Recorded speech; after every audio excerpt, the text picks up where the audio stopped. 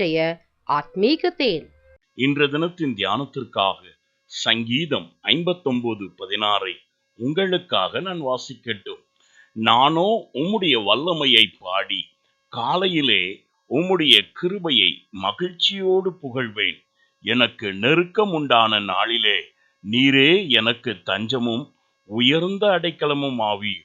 ஆம் பிரியமானவர்களே, என் தேவனாகிய கர்த்தரை புகழ்ந்து பாடுவது, கீர்த்தனம் பண்ணுவது மிகவும் நல்லதாயிருக்கிறது. காரணம், நீ அவரை துதிக்கும் போது அவருடைய என்றும் மாறா கிருபை உன்னை ஒவ்வொரு நாளும் விசேஷமாய் தாங்கி நடத்துகிறதா இருக்கிறது.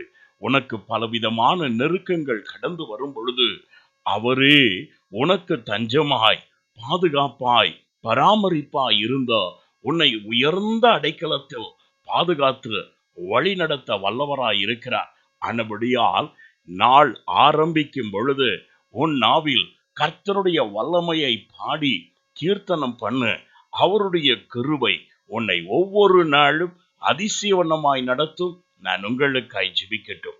எங்களை அதிகமாய் நேசிக்கும் அன்புள்ள பிதாவே, காலைதோறும் உடைய கிருபை புதிதாய் இருக்கிறபடியால் அநேகருக்குள் உம்முடைய கிருபை பெருகும்படியாய் அவர்கள் உம்மை துதித்து பாடும் பொழுது உம்முடைய திவ்ய வல்லமையை கொண்டு அந்நாள் முழுவதும் அதிசயமாய் உம்முடைய பிள்ளைகளை நடத்துவீராக.